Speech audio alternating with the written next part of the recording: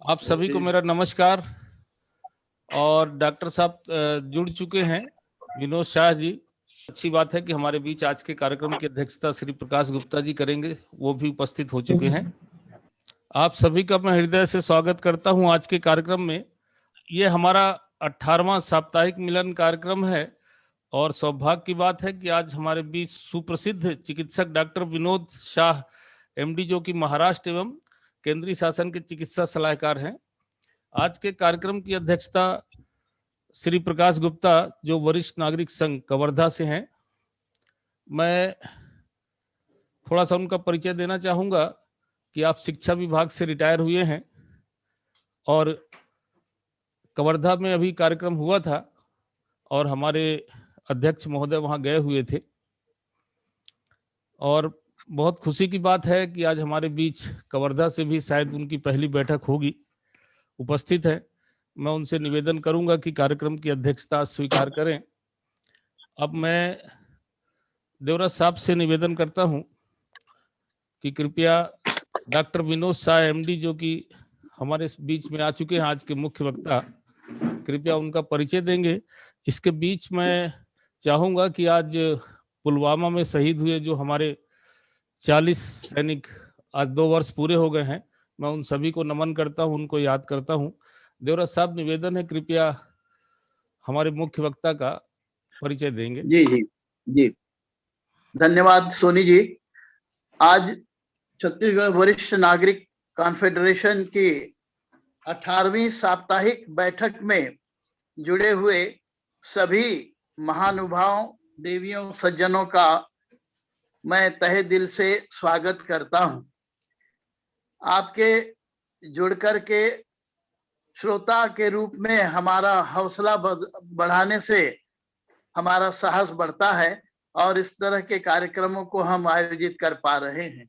Corona काल में monotony को हटाने के लिए और खास करके वरिष्ठ जनों को जो कि घर में नजरबंद हो गए थे, उनको मनोरंजन देने के लिए हमने ये कार्यक्रम शुरू किया है और अच्छी सफलता के साथ हम आगे बढ़ रहे हैं। आज हमारे बीच में अंतरराष्ट्रीय ख्याति प्राप्त चिकित्सक डॉक्टर विनोद शाह, जो कि पुणे से हैं, वे हमारे बीच हैं। अंतरराष्ट्रीय ख्याति प्राप्त डॉक्टर शाह एमडी जो डिग्री होती है डॉक्टरों की, उसके एग्जामिनर हैं, कई यूनिवर्सिटी के विजिटिंग प्रोफेसर हैं, अंतरराष्ट्रीय इंटरनेशनल फेडरेशन ऑफ एजिंग के चेयरमैन हैं और सबसे बड़ी बात, महाराष्ट्र राज्य के राज्यपाल यानी गवर्नर के चिकित्सीय सलाहकार हैं पिछले 30 वर्षों से। उन्होंने अपनी सेवाएं राज्य शासन को और केंद्र शासन को विभिन्न समितियों के द्वारा दी हैं। अभी भी वे वरिष्ठ जनों के लिए राज्य सरकार की जो नीतियां बनती हैं, उन नीतियों के निर्धारण हेतु जो कमेटी रहती है, उस कमेटी के सलाहकार और सदस्य हैं। इसके अतिरिक्त उनका संगठन महाराष्ट्र में करीब 22 प्रकल्प चलाता है, जिसने भिखारी, अनाथ बच्चे और बुजुर्ग, ये जो असहाय बुजुर्ग हैं, इन लोगों को ले जा करके इनके रहने, खाने पीने, इनकी सेवा शुश्रूषा, इनकी दवाई दारू का इंतजाम किया जाता है। ऐसे महान विभूति जिन्होंने अपनी पूरी जिंदगी में कहूं जन सेवा में, समाज सेवा में, रुग्ण सेवा में बिता दी है, उनको अपने बीच पाकर हम गदगद हैं। इसी तरह मैं उनका तहे दिल से और छत्तीसगढ़ के सभी निवासियों की ओर से स्वागत करता हूं, अभिनंदन करता हूं, वंदन करता हूं। इसी तरह हमारे ही बीच की एक प्रमुख डॉक्टर विनया मायस्कर, जो कि रायपुर में नारायणी अस्पताल में सीनियर कंसल्टेंट हैं, वो भी एमडी हैं और वे आज हमें पार्किंसन डिजीज के बारे में जानकारी देंगी ताकि हम ऐसी अवस्था में सेवा शुश्रूषा ठीक ढंग से कर सकें और उसको फेस कर सकें। ये तो आज के दो वक्ता हैं, इनका मैं पुनः महासंघ की ओर से स्वागत करता हूं। अगले रविवार के कार्यक्रम के बारे में थोड़ी सूचना देना चाहता हूं कि छत्तीसगढ़ के मुख्यमंत्री के सलाहकार श्री प्रदीप शर्मा हमें अगले सप्ताह ठीक 4 बजे रविवार के दिन छत्तीसगढ़ की योजनाओं और छत्तीसगढ़ की नीतियों के बारे में, वरिष्ठ जनों की नीतियों के बारे में जानकारी देंगे। आप सभी से मेरा निवेदन है कि जिस तरह अभी अब तक जुड़े हैं 17 मीटिंगों में, 17 बैठकों में, आने वाली बैठकों में भी जुड़ करके हमारा हौसला बढ़ाएं। बहुत बहुत धन्यवाद। सभी को वंदन, अभिनंदन और अभिवादन। Thank you sir. मैं आज के अध्यक्ष से निवेदन करूंगा कि कृपया सूक्ष्म में अपना उद्बोधन दें और हम आगे कार्यक्रम चालू कर सके, जारी रख सके। श्री प्रकाश गुप्ता जी जो आज के हमारे मुख्य वक्ता हैं, मैं उनसे निवेदन करता हूं कि किसी टेक्निकल की वजह से आपके अध्यक्ष आज ज्वाइन नहीं कर पा रहे हैं, तो मैं डॉक्टर विनोद शाह साहब से रिक्वेस्ट करूंगा कि कृपया अपना उद्बोधन शुरू करें। Good afternoon to everybody. At the outset I thank Chhattisgarh वरिष्ठ नागरिक confederation, all the members and the president and the secretary and treasurer and everybody, and I thank Chandra Prakash Devraj ji for giving me this opportunity, who is in fact speaking with Chandra Prakash ji. I found that he is really a devoted and dedicated person for the good cause of this aging. So I salute you, Chandra Prakash ji. Thank you, sir. Thank you. I also thank Arun Rode ji because उन्होंने मुझे ये अच्छे कार्यक्रम में शामिल होने की विनती की. So probably he will be there at present also. So आप सबका मैं शुक्रगुजार करता हूँ. मेरी मुलाकात, मेरी इंट्रोडक्शन की बहुत अच्छे तरह से की गई है. Thanks for that. वैसे तो आज 14 फरवरी है, वैलेंटाइन डे है. So all you are friends of each other, so let us enjoy that friendship day, but also enjoy in the house along with your spouse, because this is after all Valentine Day. Devraj ji, आपने लिखा है कि मैं सम्मेलन में खाली graceful ageing, गरिमामय वरिष्ठता पर स्वभाव स्वास्थ्य के दृष्टिकोण से बात करे. जरूर मैं प्रयत्न करूंगा, लेकिन I will try to speak in Hindi, but also in English also. Friends, no problem. आप सबको कल्पना है कि पूरे विश्व में बुजुर्गों की संख्या बढ़ रही है. आज तो this year we are having 90 crore senior citizens all over the world, and they will reach to 200 crores, means 2 abj senior citizens in 2050. Bharat को वर्ल्ड में अभी अपना नंबर सेकंड नंबर है, चाइना तो फर्स्ट है. तो अपनी जी लोक संख्या है वो 14 करोड़ की है, बुजुर्गों की लोक संख्या.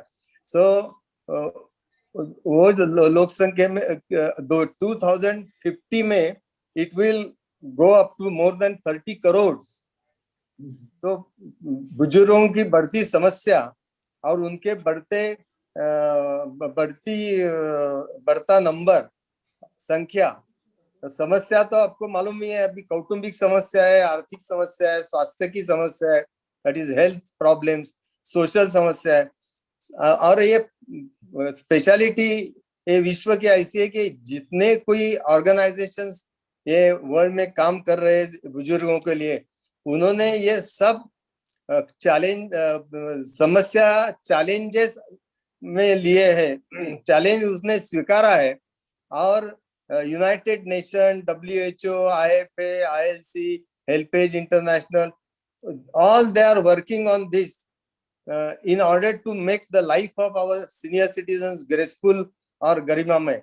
So friends, even in India also, our social Ministry of Social Justice and Empowerment through RRTC and NISD, they have a special policy, and that policy is now executed for the senior citizens.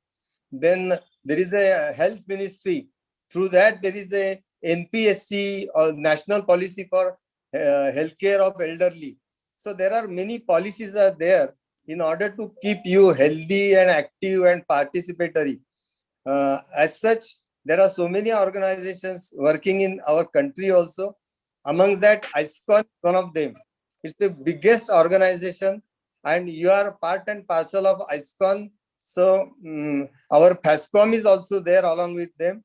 So I congratulate this Chhattisgarh Varishta Nagrik Confederation for doing excellent work in these aging programs, arranging so many. Just now I heard that 18 programs you have heard arranged up till now, and every day is a special day like Senior Citizens Day or International Day for Older Persons, or even International Elder Abuse Awareness Day, or even this on 8th of this March you are going to celebrate the Jagatik Mahila Din.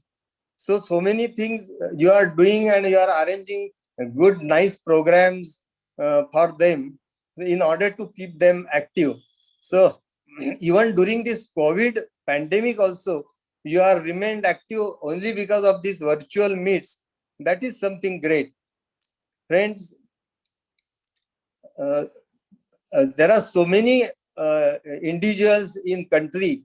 They are doing extremely great work for the senior citizens and in general.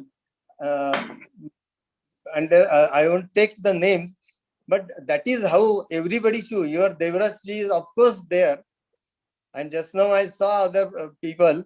So they are so active. So everybody should try to remain active during even this COVID period.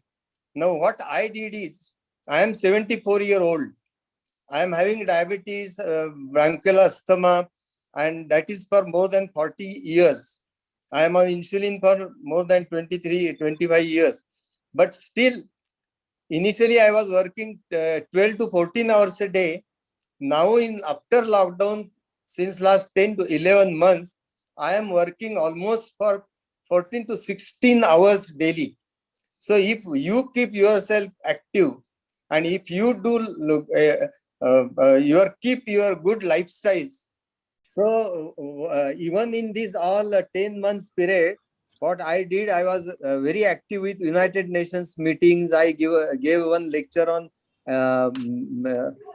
this age-friendly city in United Nations Habitat Group. Then in IFA also, I gave one international lecture on COVID-19. Then I am actually the Vice President of Asia Pacific region of IFA. I am not a chairman. That is one correction in my introduction. And then I am also attached with the WHO and the as an expert on guidance committee for the COVID-19 and including vaccination program.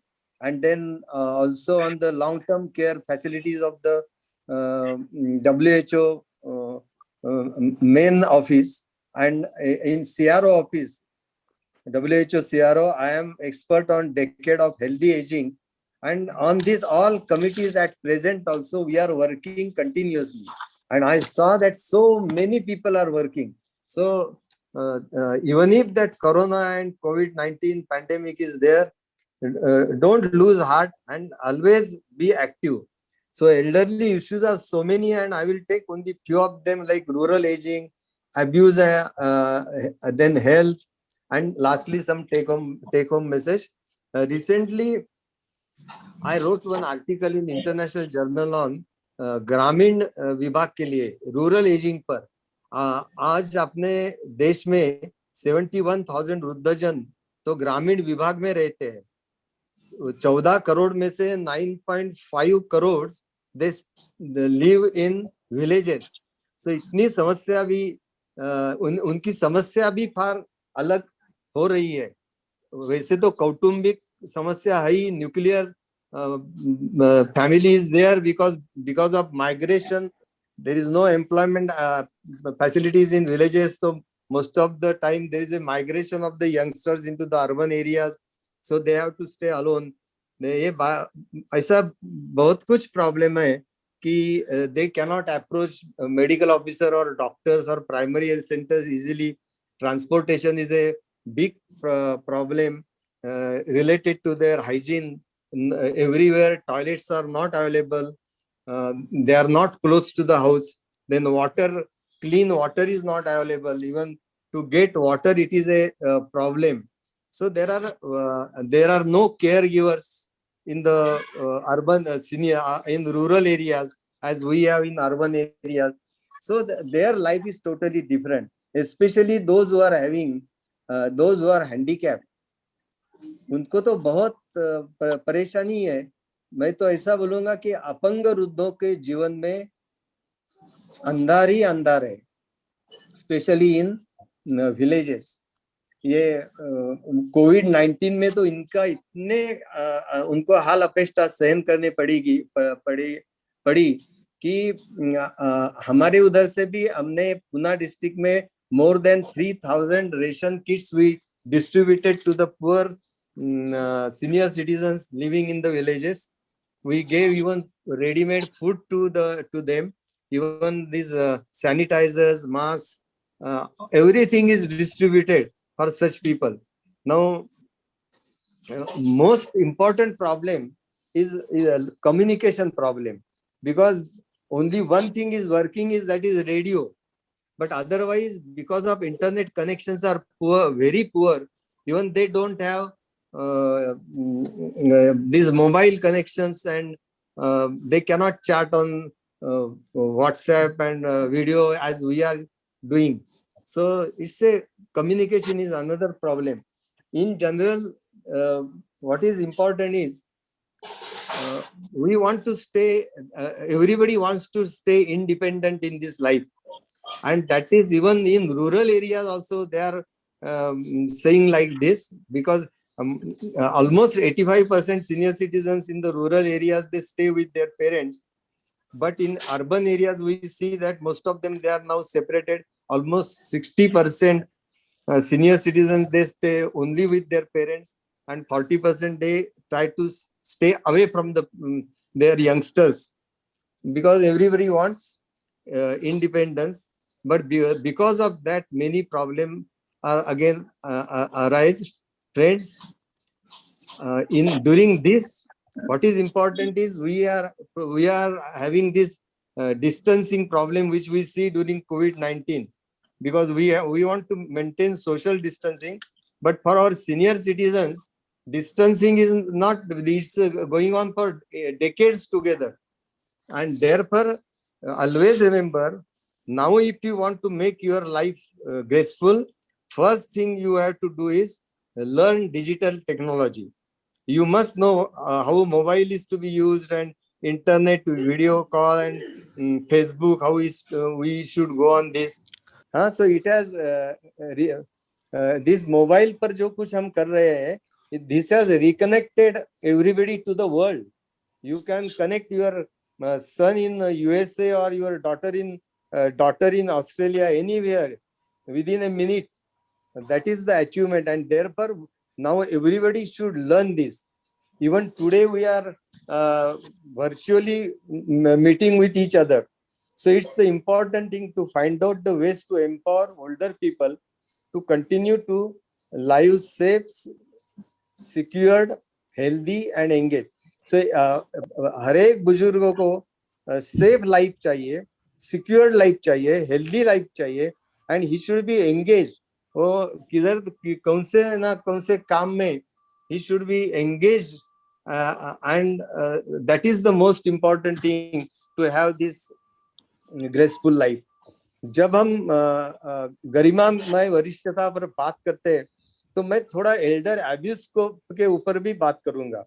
बुजुर्गों को जो छलवाद है, specially emotional, verbal और physical, आर्थिक, sexual और strained relation between the parents and the grandparents and the son and daughter-in-law, then problem of exploitation, ये जो सब problems है, उससे बुजुर्गों का छलवाद बहुत बढ़ रहा है. हेल्पेज इंटरनेशनल एक स्टडी ऑल ओवर इंडिया किया, उसमें ऐसा ध्यान में आया कि 25% बुजुर्ग लोगों का छड़वाद ये फैमिली में है। तो अनदर 25% छड़वाद ये फैमिली के बाहर पब्लिक स्पेस में है। Wherever we go in the public, say in the hospital, say in the office, government office or railway station, wherever you go, 25% senior citizens are always neglected, and they don't have dignified life in this community. That is what we also studied. What we did is did this study in Pune city, and we asked 3,000 senior citizens to fill up the forms, and more than 25% said that they are harassing their own families. So family में बहुत कुछ हो रहा है। मैं कुछ example दे दूंगा। हमारे पास एक त्रिवेदी नाम के 68 ईयर ओल्ड सीनियर सिटीजन रहते थे। अभी वो सिटी में आए, नहीं तो हमारे आश्रम में वो पुणे के बाजू में रहते थे। एक दिन मुझे ऐसा फोन आया रोड़े साहब का कि एक त्रिवेदी नाम का आदमी, उसके 2 सन है, एंड दोनों ने उनको रात को मिडनाइट को रास्ते पर डाल के फेंक दिया है। बाजू से एक रिक्शा जा रही थी, रिक्शे वाले को लगा ये उसका एक्सीडेंट हुआ है, तो उसने उसको उठाया और ससुन जनरल हॉस्पिटल में उसको लेके गए। उसको अच्छा किया उन्होंने। और 3 दिन के बाद रोड़े साहब का फोन आया कि अरे क्या करने का, उसको कोई अभी रिलेटिव लेने के लिए तैयार नहीं, आप अपने आश्रम में क्यों नहीं ले जाते। तो मैंने इमीडिएटली हमारे एम्बुलेंस और सोशल वर्कर ससुन में भेज दिया। उसको उठा के हमारे आश्रम में रखा। He was there for 2.5 years, 2 साल के ऊपर वो उधर था। और we actually made him aware about this maintenance of welfare and parents and senior citizen act, and then he met collector. We provided him the vehicle, and then collector and the case went in the tribunal, and ultimately collector came out with a decision that each of his son who is earning more than 1 lakh rupees, he should at least give 5,000 rupees each to him, so that 10,000 will be enough for him for his day-to-day life and monthly expenditure. But then they didn't give it. So ultimately collector informed the companies where they were working, and now companies are directly paying this amount on his account, Trivedi's account. So because of that, both the sons got disturbed, and क्या हुआ, वो district court में गए, और district court में भी 1 बरस के बाद निकाल लगा, और उसमें वो त्रिवेदी के बाजू में ही उसके बाजू में निकाल हो गया। तो अभी वो केस हाई कोर्ट में है। So just see the hat trick of troubling the person who has taught these both the sons. Actually his wife is totally schizophrenic since marriage. So what he did is he even prepared food for them also. Then he was taking only tuitions because he's BCom, and from tuitions whatever he used to earn he spent on his children, and now this is the position. But now after this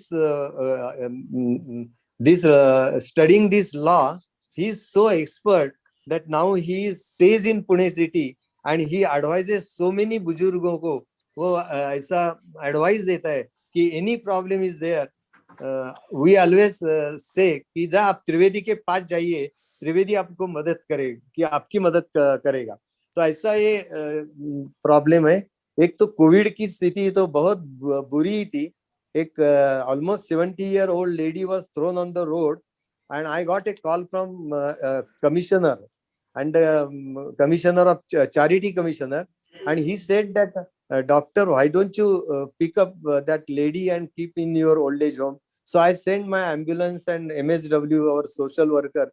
When they reached there was heavy raining also, and क्या हुआ कि वो उसको नजदीक हो गए तो उनको समझ गया कि उसको बहुत बुखार है, वो उसको बहुत ठंडी बज रही है, शी इज कॉफिंग, उसको खांसी भी बहुत है, और she is not doing well. So they called me immediately, and बोले ऐसा ऐसा हो रहा है। तो मैंने बोला अरे उसको तो एडवांस कोविड दिखता है, आप ऐसा करो पुलिस को इन्फॉर्म करो और पुलिस की गाड़ी बुलाकर उनको आप ससून लेके जाइए। So ultimately we reached to Sassoon. She was admitted, and then she is no more now. So this is what happens even in the families during COVID period also.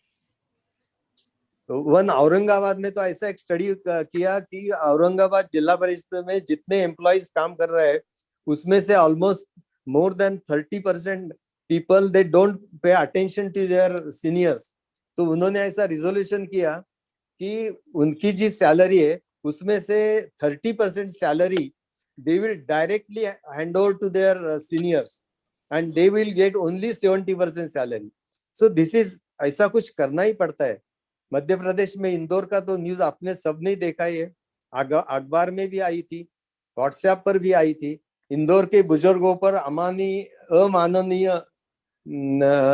घटनाओं से शर्मसार हुआ। अशक्त बुजुर्ग जो रोड के बाजू में रहते थे उनको कचरे के गाड़ी में डालकर पशुओं की तरह भरकट लावारिस हालत में बेशर्मों की तरह छोड़कर जाते हुए गवर्नमेंट अथॉरिटीज को शर्म नहीं आई। पूरे मध्य प्रदेश में ऐसी स्थिति है, ऐसे वो बोल रहे हैं, पूरा देश इससे शर्मिंदा हो रहा है। तो फ्रेंड ऐसे बहुत कुछ वीडियो हमने देखे कि जिसमें अच्छे अच्छे घर में भी बूढ़े लोगों को मारते पीटते हैं, उनको कुछ भी गालियां देते हैं। So this is if you want we want a graceful life, one thing you should learn that always take the advantage of this maintenance and welfare of parent and senior citizen act 2007. It is modified in 2018, but you have to take the advantage. And second thing is you must know what is reverse mortgage. Whatever property is your, don't change your will. You put that property in the bank, and whatever expenditure you need, you get it from the bank. And at the end, when you expired, when you are not in this world, that time आपकी जितनी की property खर्ची हुई है वो वो bank will take that much, and otherwise remaining property will be given जिसी को देने का है, आपके लड़के को देने का है क्या कोई सोशल संस्था को देने का है, तो वो प्रॉपर्टी वो उधर दे देंगे। So that is what is called as reverse mortgage. So always remember this. And then I will just speak on health problems. We always say that health is not everything. Anything without health is nothing. So that we should know. If you have health, then only you have hopes. आरोग्यम धन संपदा हम बोलते हैं। तो remember, your health is always in your hand. Your lifestyles, your खाने पीने के habits, your सात्विक आहार, then regular exercise, your yoga, meditation. You have to join now laughter clubs. That all keeps you healthy, because there is no point in adding years in your life. What is important is you अपने आयु में आप life की जोड़ दे दो। इसका मतलब add life into the years instead of adding years into your life. So ये सब करने के time I will again give you one or two example. One patient came to me some few months back. He said that, doctor, I am getting shoulder pain, right side shoulder pain. So I asked him since how many days. He said from 5 days only. But then मैंने बोला आपको कैसे शुरुआत हुई? वो बोला ऐसा कुछ नहीं, मैं 4 महीने पहले ही मैं नौकरी से रिटायर हुआ, बाद में घर में ही बैठता था, टीवी देखता था, मोबाइल पर सब बातचीत करता था, न्यूज़पेपर पढ़ता था, और ये सब ऐसा दिन बिताता था। एक दिन क्या हुआ, मेरी वाइफ गई थी कोल्हापुर में उसके ससुराल, मेरे ससुराल, वो उधर से आने वाली थी पुणे स्टेशन पर। एक्चुअली वो रहते थे स्वारगेट में, वो डिस्टेंस तो स्वारगेट से पुणे स्टेशन पर ऑलमोस्ट 10 किलोमीटर है।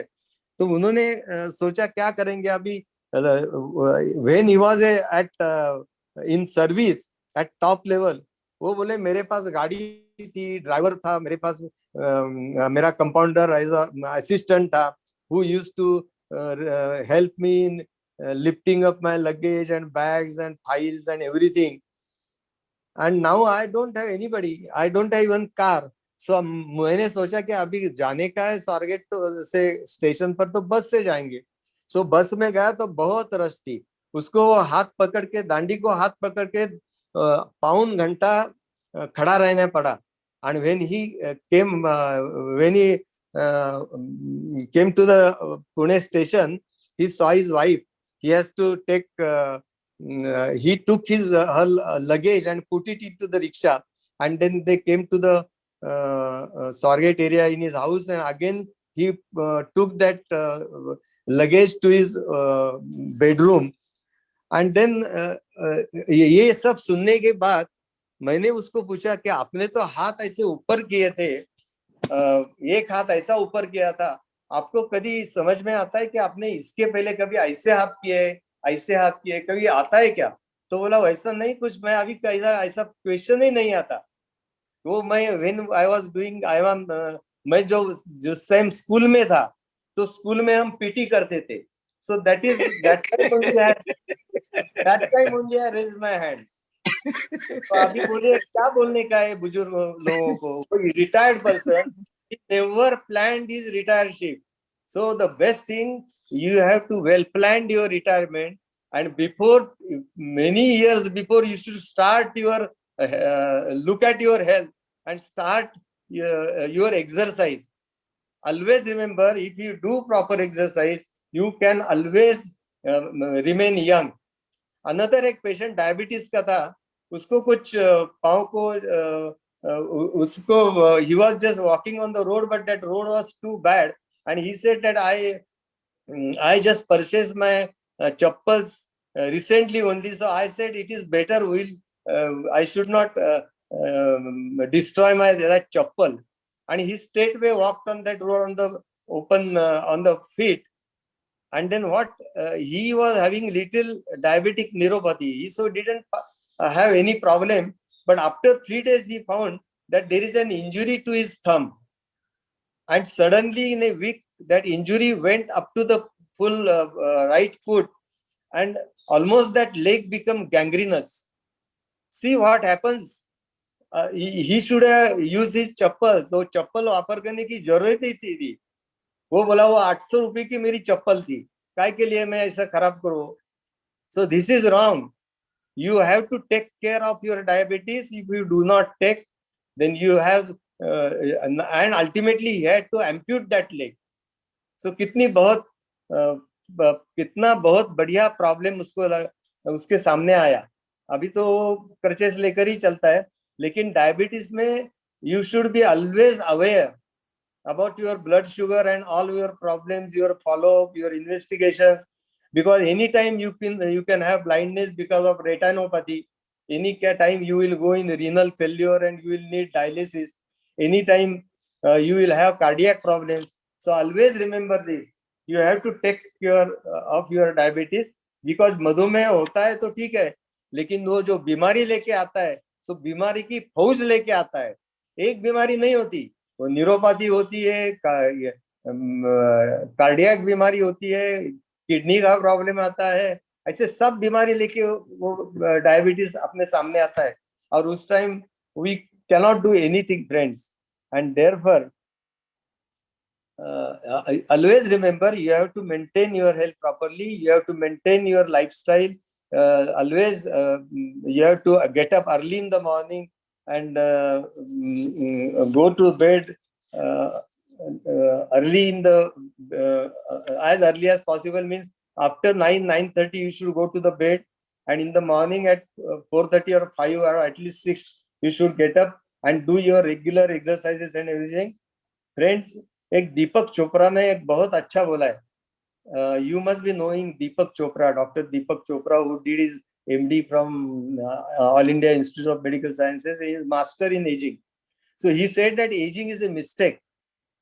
Why aging is a mistake? It is, otherwise aging is a process, but it is a mistake. Mistake means because of our bad behavior. Our diseases we cannot prevent. Your lifestyle you cannot maintain.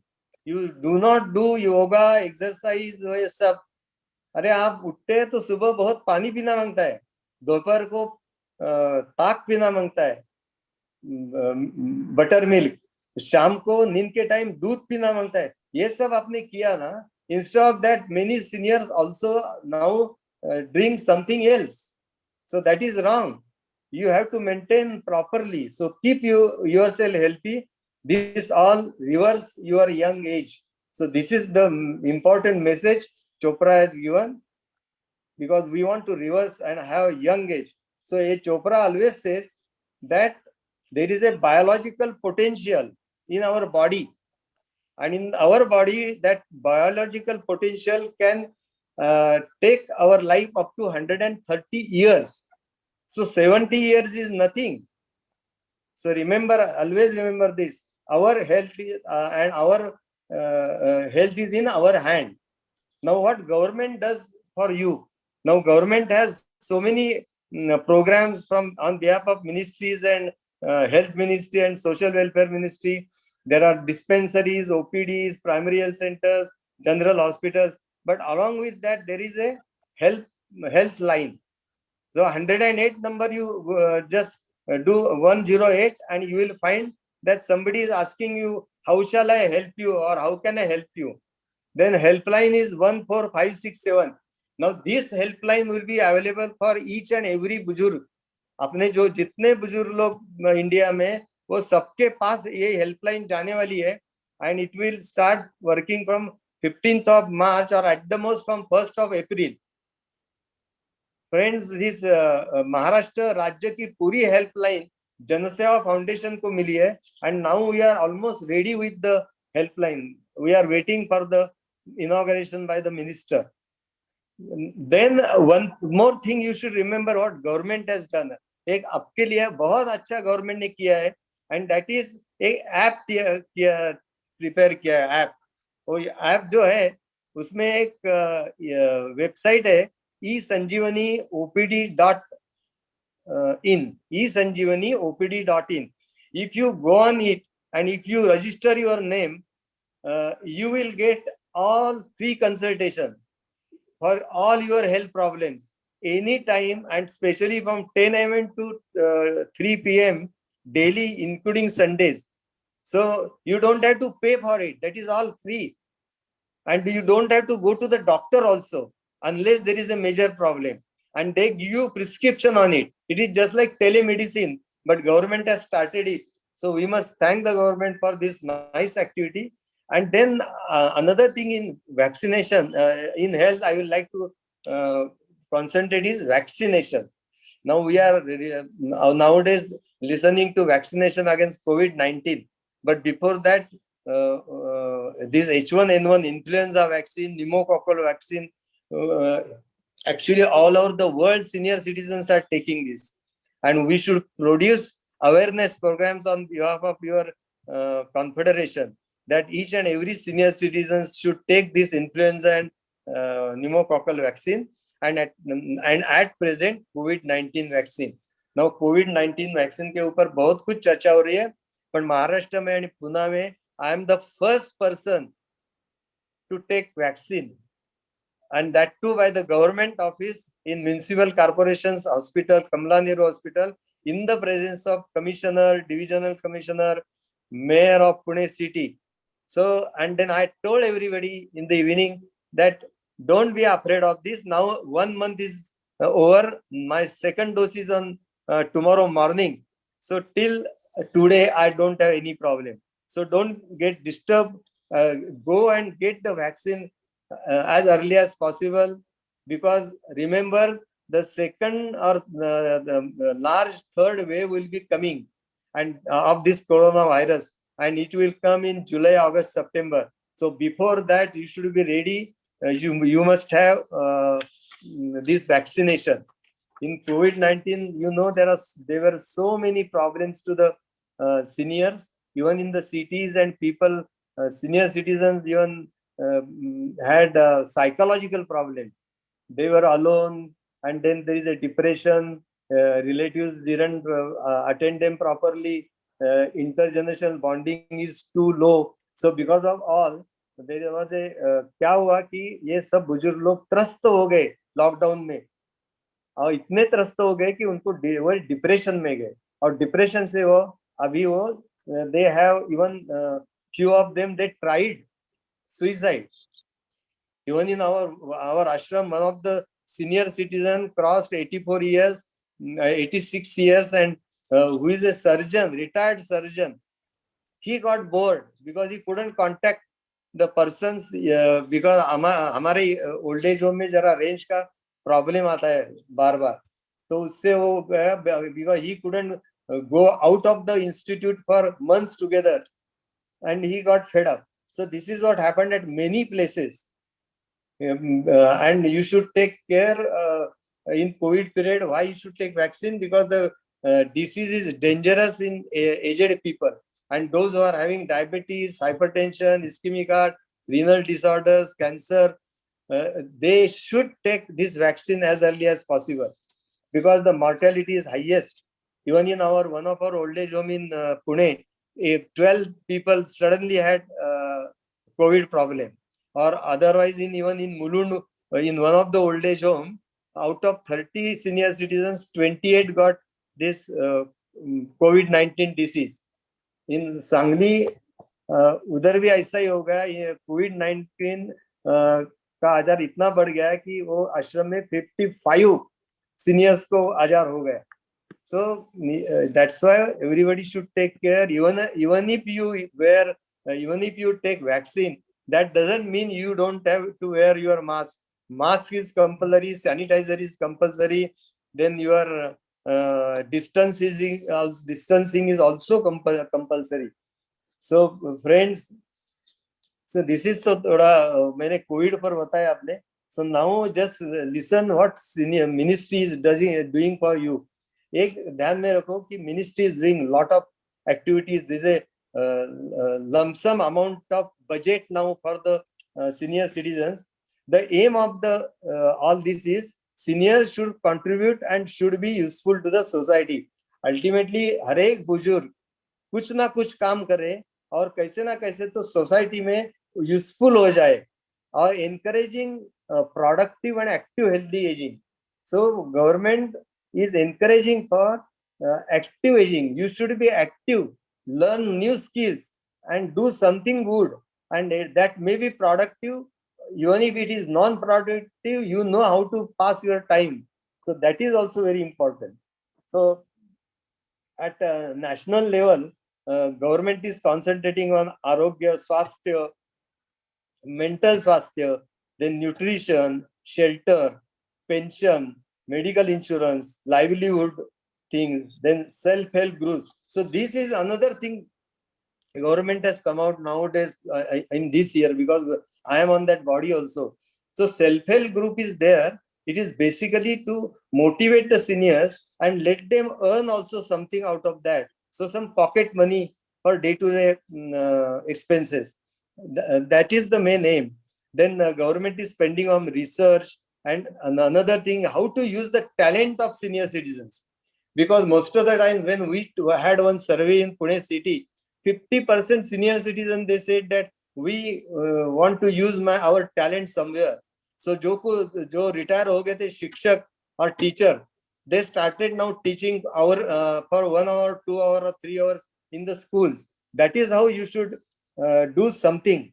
And then government is also now concentrating on age-friendly cities.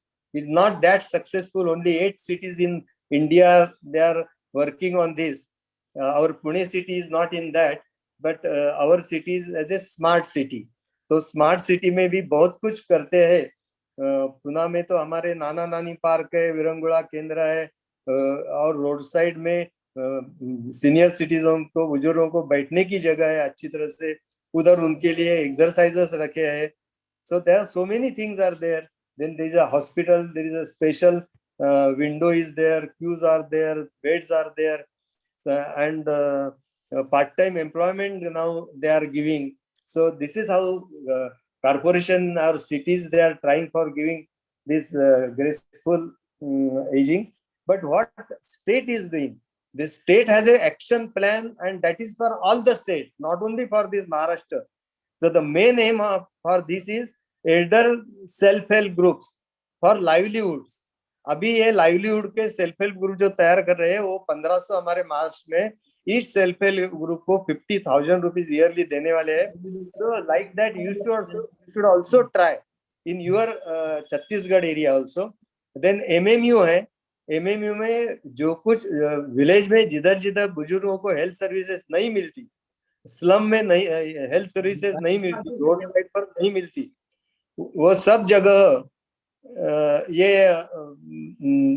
MMU से service अभी this year they will be giving.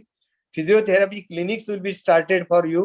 Then day care centres, multi service centres, all this they will start.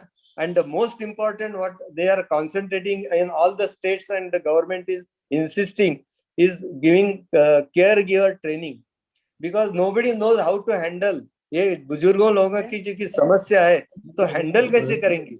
what is the importance of this caregiving? Unless you have good caregivers at village levels or at urban level, you cannot take proper care of the seniors, and that is what government is now looking after. You know, UGC has come out with a one resolution wherein all universities, they have now lifelong learning and extension center, and through that there is a separate cell for senior citizen. All बुजुर्ग लोग उधर जाके, अभी Pune university में था, हमारे कुछ बुजुर्ग लोगों ने at the age of 88 one person did his PhD. So ऐसा कुछ कर सकते हैं. So if you want to have graceful life, you can do anything. Now government ने और एक रिजोल्यूशन किया है, उसमें उन्होंने जीआर निकाल के पुलिस लोगों को बुलाया है कि हर एक पुलिस सेंटर पर बुजुर्गों के लिए कुछ स्पेशल अरेंजमेंट होना मांगता है, स्पेशल सेल चाहिए. और बुजुर्ग लोगों को जो अकेले रहते हैं उधर भी उन्होंने हफ्ते में एक बार पुलिस ने जाकर देखना मांगता है. हमारे पुणे में तो भरोसा सेल है. It is unique in India. So if anybody is having any problem and he calls police on that number, immediately help comes from the police, and police handles their problems. So like that, there are so many things. But what is important is at individual level. At individual level, you try to remain useful to the family. Try to remain useful. और अपनी जरूरत घर में होनी मांगती है, अपनी जरूरत कम्युनिटी में होनी मांगती है. अपनी उपयुक्तता खत्म हो गई तो आपको नैराश्य आ जाएगा. So you should be needy. You should be needy और wanted by your family members. That is very important. And you must know how to kill your time. अपना जो समय है ना, अपने पास बहुत समय दिन में रहता है, तो ये टाइम कैसा करने का, यूटिलाइज कैसा करने का. तो इसके लिए तो there are so many things how you can remain busy. You can dancing करो, singing करो, painting करो, drawing करो, some अच्छी तरह से फूड बना के आप आपके घर वाले को दे दो. then knitting करो, embroidery में part low, you prepare your groups. Then volunteering, that is very important thing. Or you can work in the gardening. This is all important to keep you healthy, active and graceful. Friends, ultimately always remember to do all this, you need some association. I am happy that Chhattisgarh ये जो association confederation वरिष्ठ जनों का है, they are taking a lot of interest, and there पर मैं तो आपको ऐसी रिक्वेस्ट करूंगा सब लोगों को, अपने बाजू में जितने सीनियर सिटीजन है उनको जाके ये बताओ कि आप ये कॉन्फेडरेशन के मेंबर हो जाइए, जल्दी से जल्दी मेंबर हो जाइए, तो आपको फायदा ही फायदा होगा. क्योंकि मैं मराठी में एक बोलता हूँ की मी नेहमी सांगत असतो की अंधारात जेव्हा काही दिसत नसतं तेव्हा तुमच्यासाठी कोणीतरी दिवा घेऊन उभा असतं. अंधारात उडायचं कुठायचं का प्रकाशात उडायचं हे आपण ठरवायचंय मंडळी.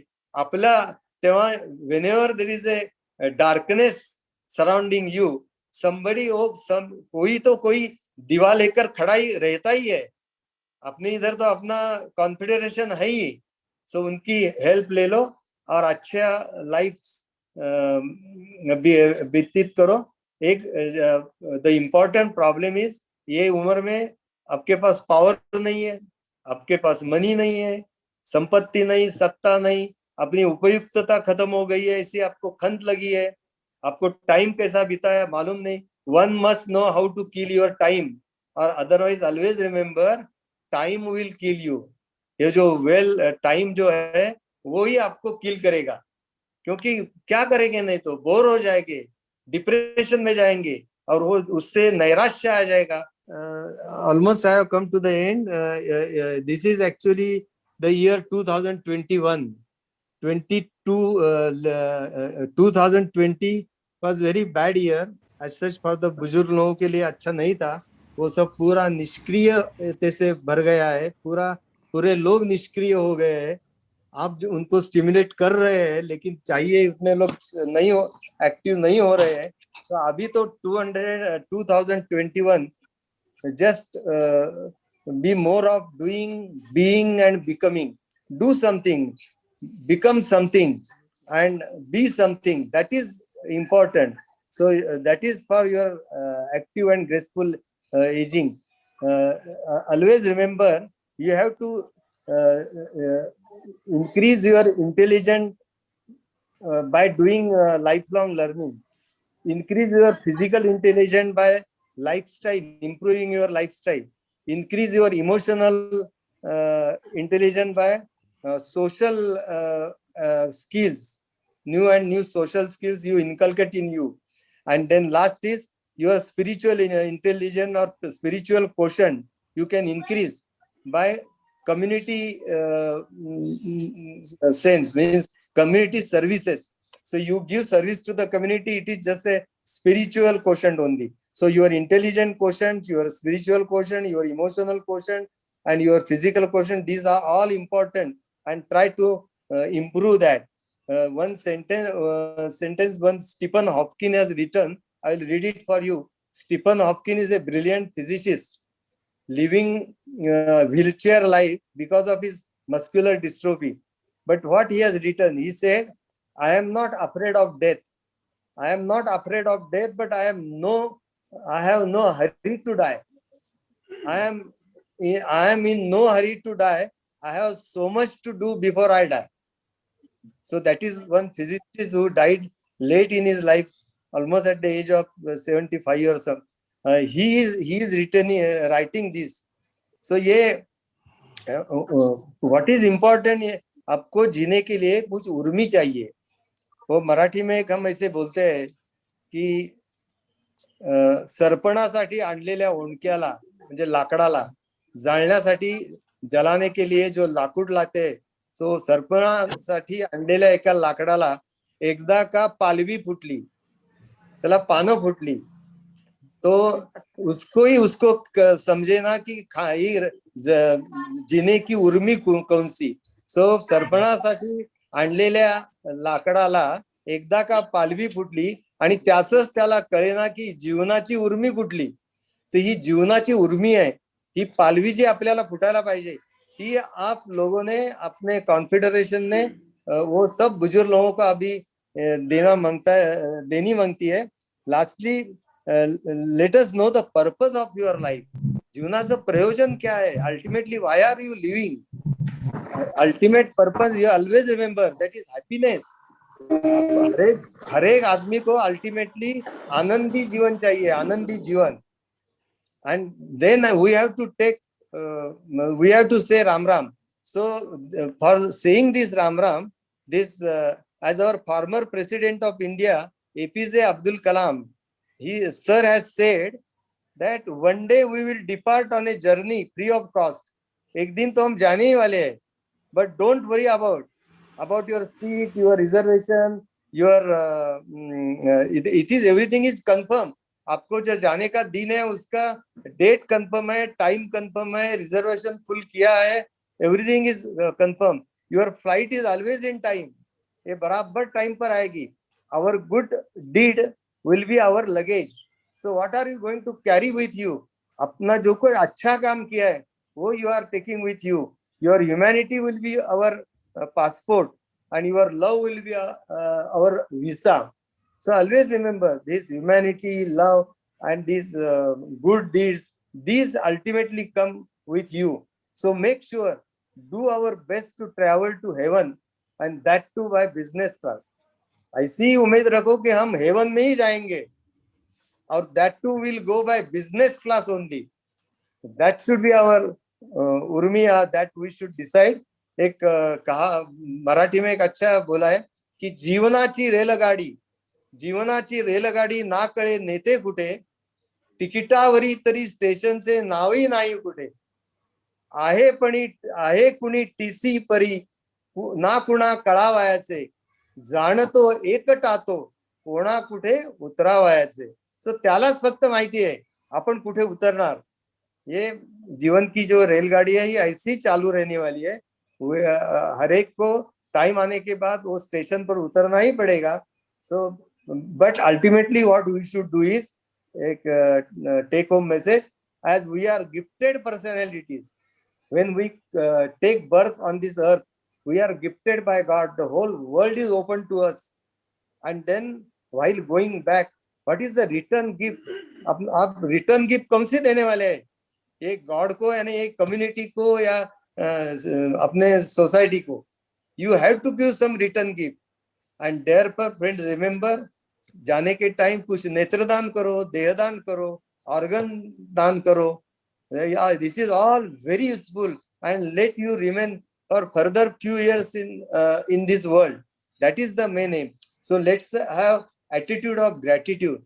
अरे इतना सब कुछ कम्युनिटी ने दिया है, सोसाइटी ने दिया है, हम इतने बड़े हो गए हैं, तो अभी we have to do something for the society, and that is called as attitude of gratitude. इसके लिए आप ऐसा करो, अभी हमारे पुणे में तो 8 सेंचुरी क्लब है. आप भी उधर छत्तीसगढ़ में अबव 75 और अबव 80 ऐसे क्लब तैयार करो, 20-20, 40-40, 50 लोगों के, और उनको हफ्ते में नहीं तो 15 दिन में एक बार इकट्ठा करो.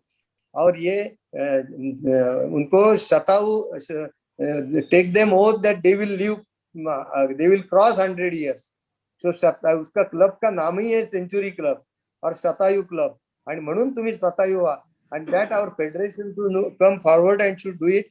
Let this year 2021 and coming future years, you should be healthy and active. आपका पूरा लाइफ आरोग्यदायी ही रहना मांगता है. इसके लिए मैं भी प्रार्थना कर रहा हूँ. और ओनली लास्ट मैसेज, स्वस्थ रहो, व्यस्त रहो और मस्त रहो. स्वस्थ यानी do some meditation, always be active and do some yoga, pranayama, breathing exercise. Then व्यस्त रहो, किसी के काम में तो जरा व्यस्त रहो. कौन सा भी काम करो, अच्छा काम करो, व्यस्त रहो. और ये दोनों करने के बाद मस्त रहो, हैप्पी रहो. So that is my ultimate take home message to you. Actually I am really thankful to Devara ji and all the members of this esteemed organization, confederation, for patience hearing. Thank you very much, and sorry for little thank you doctor साहब. बहुत ही सार्थक और बहुत अच्छा उद्बोधन आपका था, और हम लोगों के जीवन को सफल बनाने में बहुत मददगार होगा. मैं आपका हृदय से धन्यवाद करता हूं, आपने बहुमूल्य समय दिया मुझे. और सारे कॉन्फेडरेशन के मेंबर्स जो आज जुड़े हुए हैं जरूर इसका लाभ उठाएंगे डॉक्टर साहब. तो मैं देवराज साहब से निवेदन करूंगा कि देवराज साहब कृपया, हमारे बीच में डॉक्टर विनया मायस्कर जी हैं, तो कृपया आप उनका परिचय देते हुए उनसे उद्बोधन के लिए रिक्वेस्ट करें. देवराज सर. मैंने पहले भी सोनी जी का दे दिया है उनका परिचय. डॉक्टर विनया मायस्कर छोटी से बड़ी बालको टाउनशिप में हुई है, और एमडी करने के बाद में पूना और बंबई और कई जगह बड़े बड़े अस्पतालों में काम किया है उन्होंने. और अभी वे नारायणी हॉस्पिटल रायपुर में सीनियर कंसल्टेंट के रूप में कार्य कर रही हैं. उन्होंने पार्किंसन डिजीज को बड़े नजदीक से देखा है, और उसके ऊपर में उन्होंने अपने अनुभवों को हमसे साझा करने के लिए सहमति दी है।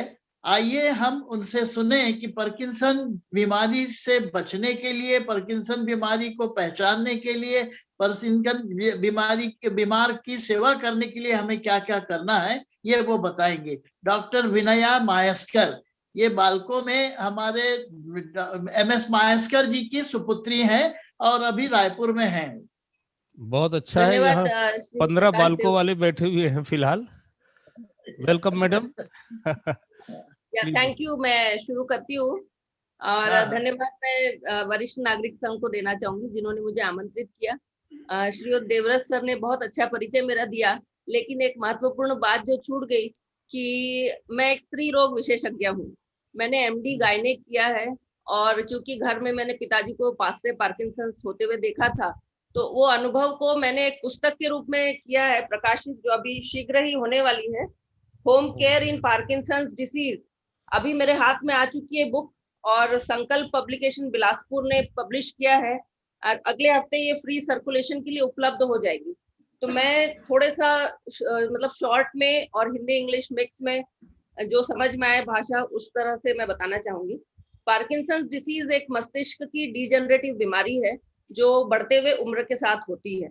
ज्यादातर ये 60 साल के बाद की उम्र में होती है और पुरुषों में महिलाओं की अपेक्षा ज्यादा पाई जाती है। अब इसमें कुछ इंसिडेंस या प्रिवलेंस हम बोल सकते हैं कि 40 के बाद 1 लाख लोगों पर 40 लोगों को होता है, लेकिन 80 जब आ जाता है तो 1900 लोगों को हो जाता है 1 लाख लोगों में। तो इस तरह वय जैसे जैसे बढ़ते जाता है वैसे वैसे बीमारी का इंसिडेंस बढ़ते जाता है। अब हमारे समाज में सबको बस एक ही चीज मालूम है, पार्किंसंस मतलब ट्रेमर्स। लेकिन ये ट्रेमर्स जो एक बहुत छोटा भाग है उसका, जो बाहरी रूप से दिखता है, परंतु जो बीमारी है वो सभी संस्थाओं को, शरीर के digestive system, nasal tract, urinary tract, सारे सिस्टम्स को, मस्कुलर ट्रैक्ट, स्केलेटल, स्किन, सबको धीरे धीरे रूप से वो अफेक्ट करती जाती है और मरीज को सिम्टम्स दिन पर दिन बढ़ते जाते हैं। अब मैं उदाहरण के तौर पे आपको समझाऊंगी। जैसे कोई 70 साल का बुजुर्ग है, उसको डायबिटीज है, थोड़ा चलने में उसको प्रॉब्लम होती है, वो बहुत फास्ट नहीं चल पाता, या फिर वो चलता है ना तो सामने की तरफ ऐसे झुक जाता है, उसका बैलेंस कम हो रहा है, ठीक है, लेकिन ये ज्यादा नहीं है, तो किसी को ये ध्यान में नहीं आया कि उसको पार्किंसंस है, ठीक है, क्योंकि पार्किंसंस डिसीज हमारे सोसाइटी में अंडर डायग्नोस्ड है। लोग जाते नहीं है जब तक कोई इंसिडेंस बड़ा नहीं हो जाता या ट्रेमर्स नहीं आ जाते। लोगों को कॉन्स्टिपेशन होते रहता है। कई बार कॉन्स्टिपेशन ही केवल एक सिम्टम रहता है जिनको कई सालों तक रहता है। इतना कॉन्स्टिपेशन कि 2 बार भी लैक्सेटिव ले लिया तो भी नहीं हो रहे मोशंस, फिर कभी सपोजिटरी डलवा ली, फिर थोड़ा ठीक लगा, लेकिन कभी डाइट में बदल हो जाता है अननोइंगली, तो हो जाते हैं मोशंस, तो पता नहीं चलता है कि शुरुआत का पार्किंसनिज्म है। तो इस तरह, तो अगर वो 70 साल का बुजुर्ग है, उसको हल्का डायबिटीज है, रात को वो यूरिन जाने के लिए उठता है, ठीक है, रात में जाने के लिए उठता है, लेकिन वो थोड़ा लड़खड़ा जाता है और थोड़ा आगे तक जाता है, बाथरूम तक जाने के पहले ही उसको यूरिन हो जाती है। तो अब ये क्या हुआ, वो रिलेटिव्स उठेंगे, वाइफ उठेगी, लड़का उठेगा, सब लोग चिड़चिड़ करेंगे, आपको जल्दी उठना चाहिए था, आपको यूरिन, आपको कंट्रोल नहीं है क्या, आपको पहले चले जाना चाहिए था। लेकिन कोई नहीं समझ पाया कि शायद उनको पार्किंसंस की शुरुआत होगी। क्यों? क्योंकि पार्किंसन में क्या होता है, उठने में टाइम लगता है। इनिशिएशन ऑफ वॉलंटरी मूवमेंट्स, यानी हमको अपने हाथ से पानी का गिलास उठाना है तो उसमें टाइम लगता है, खुद लेटे हुए पोजीशन से बैठने में टाइम लगता है, और बैठे हुए पोजीशन से उठने में टाइम लगता है, खड़े होने में, और खड़े होने के बाद पहला स्टेप लेना है वो बहुत डिफिकल्ट हो जाता है कई बार, तो वो स्टेप लेने में टाइम लगता है। तो इतना सब करने तक, और दूसरा क्या हुआ, ये तो मस्कुलोस्केलेटल सिस्टम का अफेक्शन है। और यूरिनरी ब्लैडर में क्या हो जाता है, कई बार फ्रीक्वेंसी बढ़ जाती है पार्किंसंस के कारण। और दूसरी क्या होती, हम जो पेशाब को रोकने की कोशिश, जो हम यंग रहते हैं कि हम होल्ड कर सकते हैं, प्रॉपर टॉयलेट मिलने पर ही जाते हैं, तो ये जो ability to hold the urine और to delay the process of urination, ये कम हो जाता है। तो जब तक पेशेंट उठता है, बैलेंस ले नहीं पाता, स्टेप नहीं ले पाता, जब तक वो यूरिन पॉइंट जाता है तब तक यूरिन हो जाता है, और रिलेटिव्स फिर परेशान करते हैं, जिस तरह डॉक्टर शाह ने भी हमें ये सब बताया। तो इसमें ये डायबिटीज की ओर लोग बोलते हैं कि बार बार यूरिन हो रहा है करके रात में ये प्रॉब्लम हो रहा होगा, लेकिन अगर उसको फिजिशियन गहराई से देखेगा तो उसमें एलिमेंट ऑफ पार्किंसंस दिखेगा।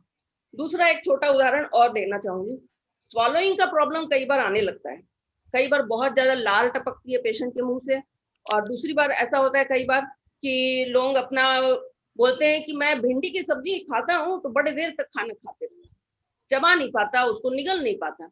वही अगर आप लौकी बना दो, कुमड़ा बना दो, मैं तो फटाफट खा लेता हूँ। अब कोई क्या ध्यान देगा, घर में लोग अपने अपने कामों में व्यस्त है, किसी को थोड़ी पता चलेगा इसमें क्या बड़ी बात है।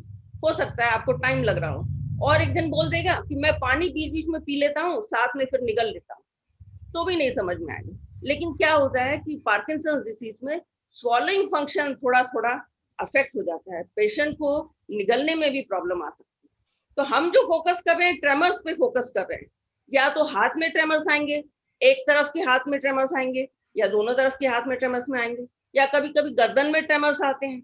लेकिन हम ये समझ नहीं पाते कि ये जो कारण है उसका कारण है मिड ब्रेन सबस्टेंशिया नाइग्रा, और मिड ब्रेन जो ब्रेन में स्ट्रक्चर्स है वहां पे एक न्यूरोट्रांसमीटर होता है डोपामिन। वो डोपामिन का जो लेवल जब कम होता है तो ये सारी क्रियाएं होती है। डोपामिन एक ऐसा हार्मोन है जो हमको एक्टिव रखता है, हमको खुश देता है, हम लोगों को प्रसन्न रखता है, और जैसे वो कम होता है तो पेशेंट एकदम डिप्रेस सा रहेगा, नैराश्य जो हम बोलते हैं, और इसलिए वो कुछ उसकी भावनाएं ब्लैंक फेस, मेडिकल में हम लोग का एक टर्म है मास्क लाइक फेस, उसके चेहरों पे कोई भावनाएं नहीं रहती, वो सीधा बिल्कुल ब्लैंक फेस लेके बैठा रहता है। तो लोगों को लगता है ये क्या हो गया, ये सठिया गया, उम्र हो गई इसकी, ये किसी में पार्टिसिपेट नहीं करना चाहता, ये बाहर नहीं जाना चाहता। लेकिन जब इसको एनालाइज करेगा कोई फिजिशियन देखेगा, या प्रॉपरली हम इसको ऑब्जर्व करेंगे तो पता चलेगा कि शायद ये पार्किंसंस डिसीज है। अच्छा, पार्किंसंस डिसीज ये तो सिम्टम्स हो गए। दूसरा ये हो गया, एक बार जब मालूम पड़ गया डिसीज क्या है तो उसका ट्रीटमेंट इतना डिफिकल्ट नहीं है, क्योंकि दवाई डोपामिन का रिप्लेसमेंट है, जिसको हम लोग लीवोडोपा कहते हैं, मार्केट में अनेक नामों से मिलती है। लेकिन उस डिसीज ड्रग के भी कई साइड इफेक्ट्स हैं, और प्लस सबसे बड़ा पार्किंसंस डिसीज का ये है कि वो बढ़ते जाती है उम्र के साथ, progressive. It is a neuro degenerative disease which is progressive, age के साथ वो बढ़ती जाती है। हम रिप्लेस करते जाएंगे, हमको डोजेस बढ़ाते जाना पड़ेगा और डिसीज प्रोग्रेस होती जाएगी। तो इसीलिए हमको दवाई के साथ सपोर्टिव सिस्टम उनको देना है, ताकि जैसे अब रात में उनके बेड के पास यूरिन पॉट रख दिया, यूरिन पॉट रख दिया तो अपना यूरिन कर लेंगे, सुबह उठ के कोई फेंक देगा, तो गिरने पड़ने से भी बच गए और यूरिन होने से भी बच गए। तो इस तरह, या फिर हमने वॉकिंग स्टिक दे दी, अगर उनको लड़खड़ा रहे हैं, बैलेंस टूट रहा है तो वॉकर दे दिया या वॉकिंग स्टिक दे दी। कई बार वो कमर का जो है पोर्शन ठीक से बैठ नहीं पाते या ठीक से चल नहीं पाते तो व्हील चेयर के लिए हेल्प ले ली। तो केयर टेकर समय के साथ रखना ये बहुत जरूरी है। ये सोच गलत है कि एडवांस पार्किंसन में केयर टेकर लगेगा, नहीं। शुरुआती दौर में अगर केयर टेकर हम रखते हैं तो शायद मरीज एडवांस में जाए ही ना, क्योंकि वो अच्छे से उनको हर टाइम पे हेल्प कर सकेगा। सबसे मेन है दवाइयाँ। दवाइयाँ अगर टाइम पे दी जाती है तो डिसीज एकदम कंट्रोल में रहती है। खाना पीना अगर टाइम टाइम से होता है, अब बुजुर्ग लोग घर में रहते हैं, बच्चे नौकरी के लिए चले गए, छोटे बच्चे स्कूल चले गए, घर में कोई है ही नहीं, आदमी पार्किंसंस का है, थोड़ा नैराश्य में है, खाना ही नहीं खाएगा। तो अगर केयर टेकर है, टाइम टाइम से उसको प्रोटीन फूड देगा या जूस देगा या फ्रूट्स देगा, जो भी उसको अलाउड है उसकी बीमारी में, तो उसकी हेल्थ अच्छी बनी रहेगी। तो मेरा ये कहना है कि हम केयर टेकर को आगे की तरफ स्टेजेस के लिए रिजर्व ना रख के शुरुआती दौर में ही उनको यूज करें। पेशेंट जब चलता फिरता है तब केयर टेकर के साथ रोज उसमें घूमने जाए, बगीचे में घूमने जाए, मंदिर चले जाए, क्योंकि अकेले जाने में उसका कॉन्फिडेंस नहीं है। तो इस तरह की हम एक्टिविटीज कर सकते हैं। तो मेरी जो किताब है उसमें मैंने वही शेयर किया है कि हम कॉमन जो मेडिकल गैजेट्स हैं, जैसे यूरिनरी कैथेटर है, कब जरूरत पड़ सकती है, कब राइल्स ट्यूब की जरूरत पड़ सकती है, कब उसको चेंज करना चाहिए, कब हम कॉम्प्लिकेशंस आइडेंटिफाई करें और कब हम उसको डॉक्टर के पास ले जाए पेशेंट को। तो इस तरह की चीजें अगर हम करते हैं तो पेशेंट का जो जीवन है पार्किंसन के साथ भी बहुत अच्छा हो सकता है।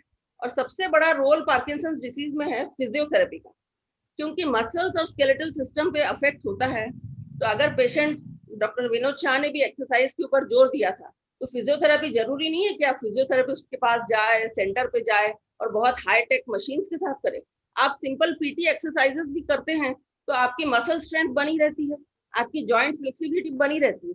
आप योगा करते हैं, लाफ्टर क्लब के लिए भी जाते हैं तो आपकी फेस मसल्स की एक्सरसाइज होती है, तो आपका जो स्वॉलिंग फंक्शन है शायद थोड़ा इंप्रूव रहे। तो जो हमें जो गतिविधियां हैं रोज के जीवन में वो इस तरह रखनी है कि डीजनरेटिव चेंजेस जो है वो बहुत प्रोग्रेसिव ज्यादा ना हो जाए। मैं इतना ही इस पे एम्फसाइज करना चाहती हूँ। और मेरी जो किताब है वो सर्व सामान्य अंग्रेजी में लिखी हुई है, मेडिकल वर्ड्स मैंने कम से कम यूज किए हैं और लोगों को वो एक तरह से गाइड करेगी कि हमें इस समय क्या करना चाहिए। अगर कुछ प्रश्न होंगे तो कोई पूछ सकते हैं। हाँ, यदि कोई हमारे पार्टिसिपेंट मैडम से कुछ प्रश्न करना चाहते हैं तो प्लीज अपनी कोई भी बात कह सकते हैं। बहुत अच्छा बुक आपने लिखा है, it's the need of the day, it's really thank you sir, really it's coming from you, it means a lot. You can send us few books. I will send money by bank transfer. You just let me know. Yes sir, sure, I will coordinate because with we Soni Saab and Devras like Saab. to go through it because this is essential. I will recommend to all our Parkinsonism patients because their Thank you so relatives much. know that. असल में मैंने वो book इसीलिए लिखा क्योंकि मैं जब father की केयर कर रही थी तो मुझे लगता था कि कोई एक बुक रहे जो मेरे को गाइड कर दे। तो मुझे क्या होता था, करते करते, मैं डॉक्टर थी, करते करते मुझे समझ में आया कि क्या करने से क्या, जैसे पेशेंट को डिहाइड्रेशन हो जाए, अगर लूज मोशन जैसी छोटी चीज भी हो जाती है पेशेंट को पार्किंसंस के, और अगर वो तुरंत ट्रीट नहीं हुई, पेशेंट को डिहाइड्रेशन अच्छे से हो जाए तो पार्किंसंस डिसीज एडवांस हो जाता है। तो ये एकदम बराबर, तो ये एकदम मैंने बराबर। Thank you so much sir. तो वो मैंने ऑब्जर्व किया, तो इसलिए हमको एडवांसमेंट जो है ना डिसीज का रोकना है। जिस भी स्टेज में पेशेंट है, पहले स्टेज में 5 स्टेज होते हैं पार्किंसन डिसीज के, 1 2 3 4 5। 1 2 3 में पेशेंट काफी अच्छा रहता है, अपनी अपनी सब चीजें कर लेता है, लेकिन फॉलिंग एपिसोड्स रहते हैं, पेशेंट गिरते जाता है हाइपोटेंशन के कारण। और 4 और 5 में तो बिल्कुल थोड़ा सा डिफिकल्ट हो जाता है मैनेजमेंट, 24 घंटे केयर टेकर चाहिए। तो हम जिस भी स्टेज में डायग्नोज करें पेशेंट को, कई बार पेशेंट 3rd स्टेज में भी डायग्नोज होता है, गिरते जाता है, फिर पेशेंट डॉक्टर के पास आता है। तो वो जब हम जिस भी स्टेज में डायग्नोज करें उस स्टेज को मेंटेन करें, ये हमारा पार्किंसन डिसीज की ट्रीटमेंट का एम होना चाहिए, ताकि पेशेंट की क्वालिटी ऑफ लाइफ अच्छी हो। आप गायनेकोलॉजिस्ट होते हुए भी आपने न्यूरोलॉजी पर बुक लिखा है, this is something great. Thank you sir. Actually जो ऑब्जर्व किया वही लिखा है, मैंने न्यूरोलॉजी ज्यादा नहीं टच की, एज अ डॉटर एंड जो घर में केयर कैसे करते हैं, बस वही लिखा है। धन्यवाद। मैडम ये बीमारी क्या अनुवांशिक है, हेरिडिटरी है क्या? नहीं, जेनेटिक बोलते हैं, लेकिन बहुत ज्यादा जेनेटिक रोल नहीं है। जेनेटिक एलिमेंट है, लेकिन हम पूरी तरह से जेनेटिक नहीं है, ये थोड़ा बहुत वो एक्वायर्ड भी रह सकती है। मैडम, ये अगर ओल्ड एज में महिलाओं को होल्ड ना कर सके यूरिन, तो क्या ये सिम्टम होगा पार्किंस के लिए? Only hold, not able to hold urine नहीं, उसके Okay. साथ कुछ और भी उनको फीचर्स रहेंगे, क्योंकि अच्छा। Not holding urine could be a problem of urinary tract also, simple urinary tract, बाकी वो पूरी अच्छी है। वैसे भी एक बात और मैं फिर से हाईलाइट करना चाहूंगी, पुरुषों को महिलाओं की अपेक्षा पार्किंसंस ज्यादा होता है। तो लेडीज को, हाँ, पुरुषों को महिलाओं की अपेक्षा इंसिडेंस वाइज पुरुषों को ज्यादा होता है और महिलाओं को कम होता है। तो महिलाओं को एकदम मैंने बहुत कम, जब से मैं घर में देखी उसके बाद मैं ऑब्जर्व करती हूँ, मैंने बहुत कम लेडीज को देखा है पार्किंसंस के, और उनका हो सकता है कुछ जेनेटिक हो, क्योंकि पुरुषों को ही मैक्सिमम देखा है मैंने Parkinson's disease. Thank you madam, बहुत अच्छी जानकारी दी आपने। और कोई मेरे पार्टिसिपेंट्स? जो है जी मेरी बुक जो है अमेजॉन, फ्लिपकार्ट सब पे रिलीज होगी। ओके और मैडम। साथ में बिलासपुर में संकल्प पब्लिकेशन है, वहां पे अवेलेबल रहेगी। रायपुर में मेरे पास अवनी क्लिनिक में अवेलेबल रहेगी। प्लस अगर कोई मुझे अप्रोच करता है तो आई विल डेफिनेटली पेशेंट के लिए मैं पोस्टल में करके भिजवा दूंगी, कोई उसमें। बहुत अच्छा, थैंक मैं you sir very much. Vinod Shah sir, मैं आपको भी भिजवाऊंगी बुक्स, डॉक्टर देवरस से एड्रेस लेके आपका। जी, thank you madam, thank you. बहुत यूजफुल बुक है आपकी फिर तो। और कोई सज्जन कुछ क्वेश्चन करना चाहते हैं? देवरस साहब? बस तो मैं धन्यवाद प्रस्ताव करें। हाँ, इकबाल सिंह अपने बीच में है। हाँ। मैं चाहूंगा कि इकबाल सिंह पूरे कार्यक्रम अरे को वाह, देखते हुए आप धन्यवाद ज्ञापित करें। श्री इकबाल हमारा सिंह। सौभाग्य है आज इकबाल सिंह जी हमसे हमारे साथ हैं। जी। Thank you so much sir. सौभाग्य तो मेरा है, और मैं कुछ बार ज्वाइन नहीं कर पाया, उसका बड़ा मेरे को दुख भी रहा है। पर रियली आज मैं काफी देर से मैंने ये ग्रेट स्पीचेस सुनी है, और रियली बहुत ही मतलब अभी मैं